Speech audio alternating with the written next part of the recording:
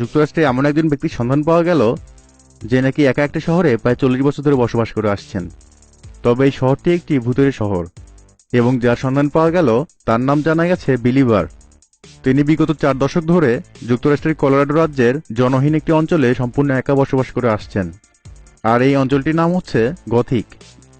প্রসঙ্গত আমেরিকার নিউ জার্সিতে বেড়ে ওঠে বিলিভার।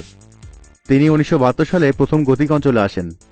তখন তিনি রুটজার্স ইউনিভার্সিটিতে পরিবেশ বিজ্ঞানের ছাত্র থাকাকালীন অবস্থায় উক্ত অঞ্চলটিতে আসেন। কিন্তু ছোটবেলা থেকে কোলাহলপূর্ণ জীবন কখনোই তিনি পছন্দ করেননি। তাই পরবর্তীকালে পড়াশোনা শেষ করে বিলিভার নিরিবিলি জীবন খুঁজতে গিয়ে স্থায়ী বাসিন্দা হয়ে যান এই জনমানবহীন অঞ্চলের। তারপর 1974 সালে এক ক্ষুদ্র তাঁবুতে শীতকালীন ক্যাম্পিং শুরু করেন এই শহরটিতে। কিন্তু এই এলাকাটি ক্যাম্পিংয়ের জন্য মোটেই স্বাভাবিক ছিল না, কারণ সেখানে 25 ফুটের ওপরে তুষারপাত হয়।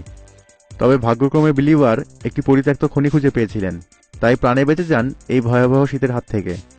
পরবর্তীতে তিনি এই খনিটিতে প্রায় 8 বছর একনাগাড়ে কাটিয়ে দেন এবং শুরু করেন তার তুষারপাতের ডেটা সংগ্রহমূলক কাজ।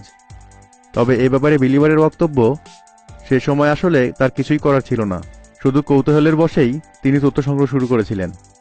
যদিও তিনি কিছুদিন পর স্থান পরিবর্তন করে অন্যত্র চলে যান, কিন্তু একান্ত নিজস্ব পদ্ধতিতে তিনি ডেটা সংগ্রহের কাজে নিয়োজিত থাকেন।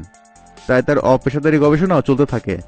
জানা গেছে তিনি তথ্য নিতেন তার দাগ দেয়া খুঁটি এবং স্নোবোর্ড বরফে পোতার মাধ্যমে, যা পরিষ্কার করতে কখনো কখনো তার 2-3 দিন সময় ব্যয় হয়ে যেত।